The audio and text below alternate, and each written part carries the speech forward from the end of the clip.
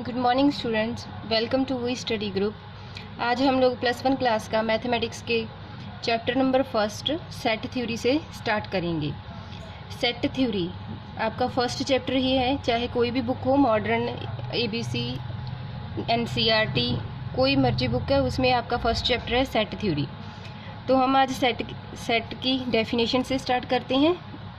आप लोगों को सभी को पता है कि जैसे कोई भी नंबर्स हैं, जैसे नेचुरल नंबर्स ले लिए। नेचुरल नंबर्स कौन से होते हैं? 1 से स्टार्ट। जैसे हम सिंपल काउंटिंग स्टार्ट करते हैं 1 2 3 4 and so on.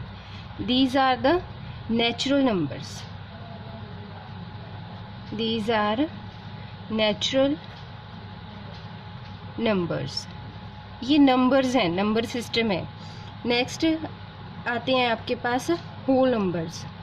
Whole numbers में हम नेचुरल नंबर में ज़ीरो नहीं होती, हम इसमें ज़ीरो काउंट करते हैं, 0 1 2 3 4 so on. These are whole numbers. Whole numbers. Next आता है हमारे पास इंटीजर्स। सबसे पहले क्या आता है? इंटीजर्स। इंटीजर्स में क्या आता है? नेगेटिव नंबर्स भी आते हैं और पॉजिटिव नंबर्स भी। जैसे कि इस साइड से पहले हमने नेगेटिव नंबर काउंट करने की स्टार्ट किए। -4, -3, -2, -1, 0 1 2 3 4 एंड सो ऑन। इसके जीरो से, जैसे कि ज़ीरो पे स्टार्ट हमने क्या किया है, इसका मिड लिया है। जीरो की लेफ़्ट साइड में क्या होते हैं? Negative numbers. इस साइड क्या है हमारे पास? Negative numbers. और ज़ीरो की राइट साइड पे क्या है हमारे पास? पॉजिटिव नंबर्स हैं। जो इस साइड है इसे हम कहते हैं पॉजिटिव इंटीजर्स। Positive integers. जो राइट साइड है, sorry, negative integers. Left side में क्या है? Negative integers. राइट साइड में क्या है हमारे पास? Positive integers. इसे हम डिनोट करते हैं जेड नेगेटिव से, इसे हम डिनोट करते हैं जेड पॉजिटिव से। तो ये थे इंटीजर्स, जिसमें हमने नेगेटिव और पॉजिटिव दोनों इंटीजर्स कर लिए। और इसके बाद आते हैं हमारे पास रैशनल नंबर्स, जिसे हम क्यू से डिनोट करते हैं। ये कौन से हैं? Rational numbers. Rational numbers. इसमें आपके पास कोई भी नंबर जो ओवर में आता है, जैसे कि P/Q फॉर्म में, P/Q फॉर्म में, सच दैट Q क्या होना चाहिए आपके पास? Non zero. मीन्स अगर नीचे ज़ीरो बन गया तो ये नॉट डिफाइन हो जाएगा, इसकी कोई वैल्यू नहीं रहेगी। तो हमारे पास क्या कंडीशन होनी चाहिए कि जो नीचे है, क्वोशेंट है, वो क्या होना चाहिए आपके पास? नॉन ज़ीरो होना चाहिए। जैसे कि 1/2, 3/2, 2/3, 4/5 etcetera. These are the rational numbers. फिर आ जाते हैं हमारे पास इररेशनल नंबर्स। Irrational numbers.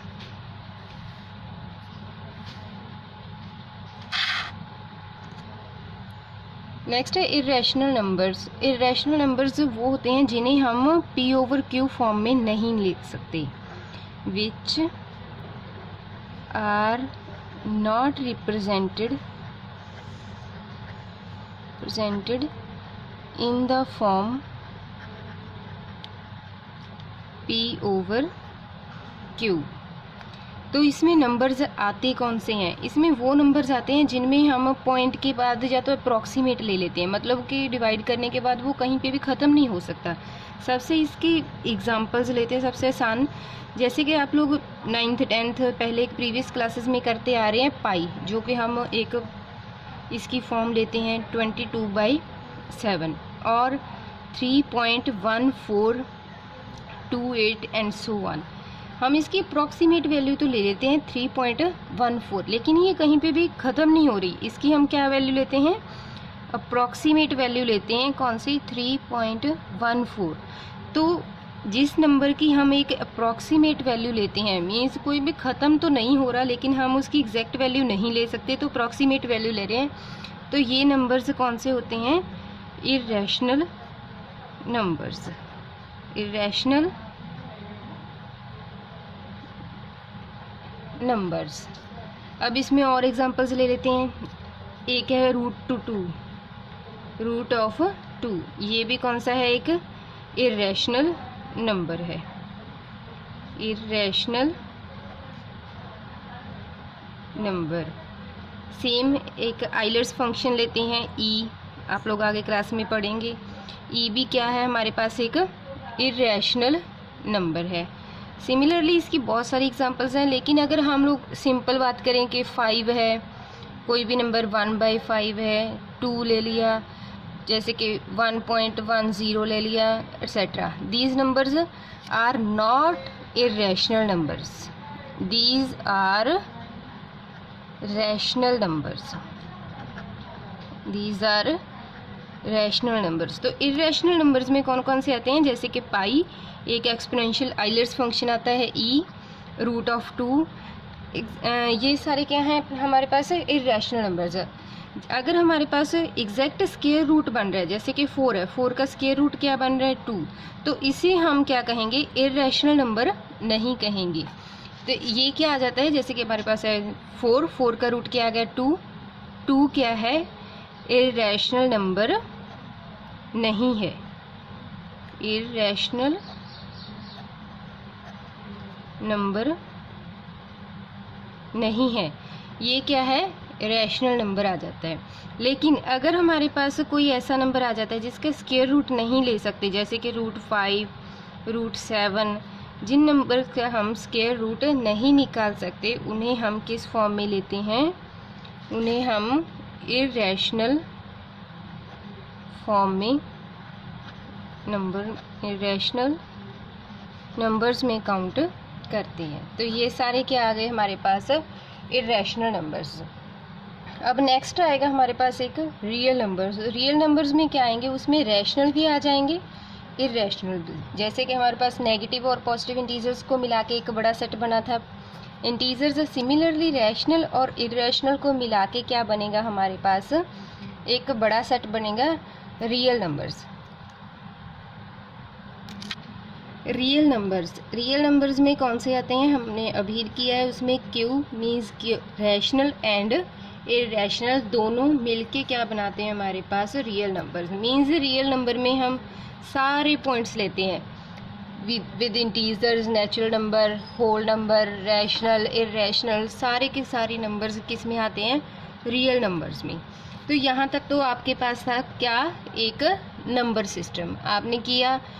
सबसे पहले नेचुरल नंबर, फिर किया whole numbers, integers, positive integer, negative integers, and rational, irrational, and then real numbers. अब इस फॉर्म से हम सेट में जाएंगे। जैसे कि आप लोगों के पास एक सिंपल नंबर्स थे, नेचुरल नंबर्स थे 1 2 3, दीज हमने सिंपल नंबर्स लिए हैं। होल नंबर्स थे 0 1 2 3, ये एक नंबर से। इंटीजर्स थे -2 -1 0 1 2, प्लीज़। रैशनल नंबर्स ले लिए, जैसे 1/2, 2/3, 1/5, etcetera. These are simple numbers.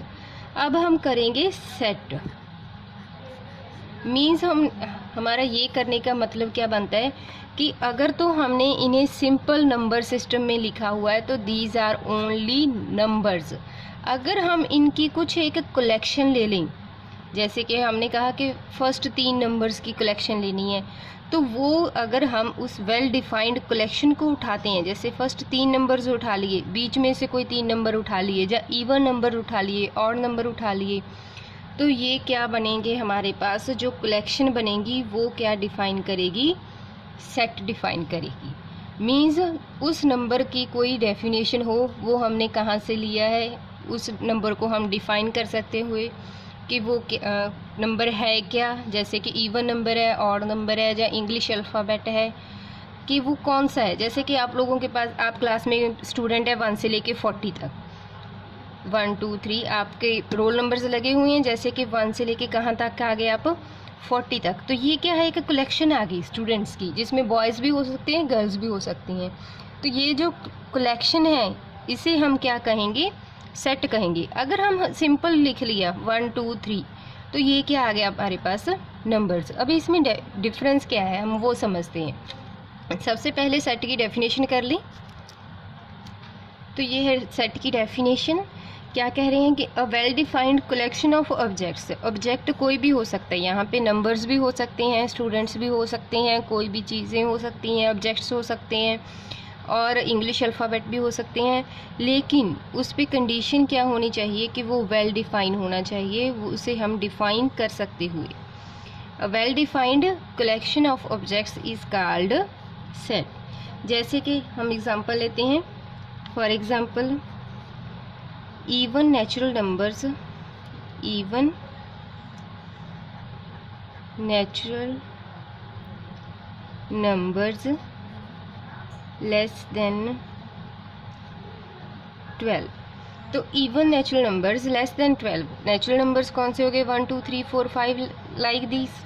तो इवन नंबर्स लेस देन क्या आएंगे, 12। हम इसे डिनोट कर लेते हैं एस से, सेट की फॉर्म में लिख रहे हैं। तो सेट की फॉर्म में लिखा तो क्या आ गया, इवन नंबर्स कौन से आ गए, 2 4 6 8 10।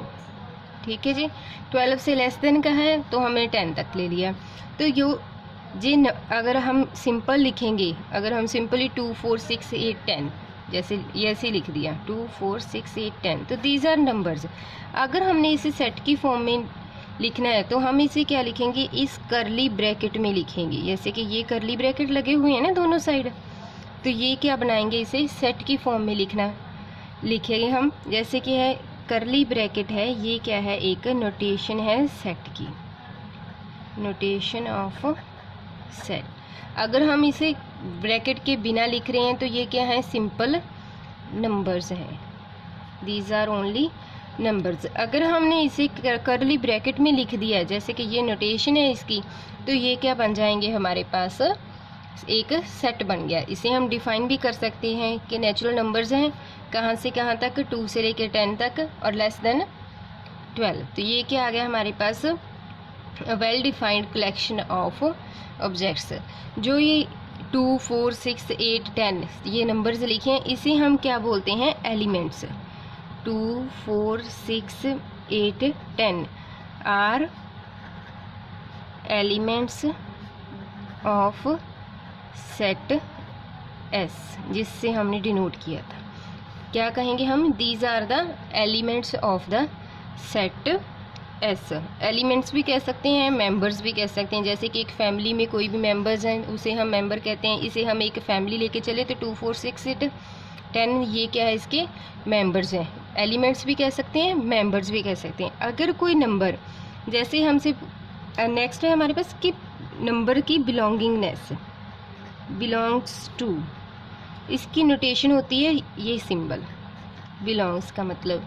इसका मतलब है कि कोई भी एलिमेंट उस सेट में है तो उसे हम कहेंगे कि वो उस सेट में बिलोंग कर रहा है। अगर उस सेट में नहीं है तो उसे कहेंगे कि वो उस सेट में बिलोंग नहीं करता। जैसे कि हमारे पास 2 है, 2 उस सेट में है तो 2 को क्या लिखेंगे, 2 बिलोंग्स टू एस। अगर हम 5 की बात करें, 5 क्या इस सेट में है, ऊपर वाले में नहीं है, तो 5 को क्या लिखेंगे, does not belongs to S. इसका मतलब है 2 बिलोंग्स टू एस। इस नोटेशन का मतलब है 5 does not belongs to S. तो ये क्या है हमारे पास, belongingness of elements to a set. I hope यहाँ तक आपको सेट की डेफिनेशन क्लियर हो गई होगी। नेक्स्ट हम इसकी फॉर्म्स करेंगे, जैसे रोस्टर फॉर्म हो जाती है, टेबुलर फॉर्म आ गई, आगे हम इसकी ये अलग अलग फॉर्म्स करेंगे। ये तो कुछ एग्जांपल्स हैं, हमने जैसे कि स्कूल के स्टूडेंट्स की एग्जांपल ली थी। नेचुरल नंबर्स है, एक और एग्जांपल लेते हैं इंग्लिश के अल्फ़ाबेट। जैसे कि हमें कह दें कि वॉबल्स का सेट बनाना है, तो वॉबल्स का सेट कौन सा बनेगा, A E I O U। तो ये क्या आ गया हमारे पास, इंग्लिश अल्फ़ाबेट के वॉवल्स का सेट आ गया। तो यहाँ तक तो है। पहले हमने किया था नंबर सिस्टम, और नंबर सिस्टम से एक सेट बनाया है। अगर हम सिंपली लिखेंगे तो वो नंबर्स आ जाएंगे, अगर हम उन्हें सेट की फॉर्म में लिख देंगे तो वो क्या बनेंगे, नंबर्स ही आगे सेट के एलिमेंट्स बन जाएंगे। तो यहाँ तक तो हमने सेट की डेफिनेशन कर ली है। आई होप आप लोगों को समझ आया होगा। नेक्स्ट हम रोस्टर फॉर्म करेंगे। Thank you for watching the video.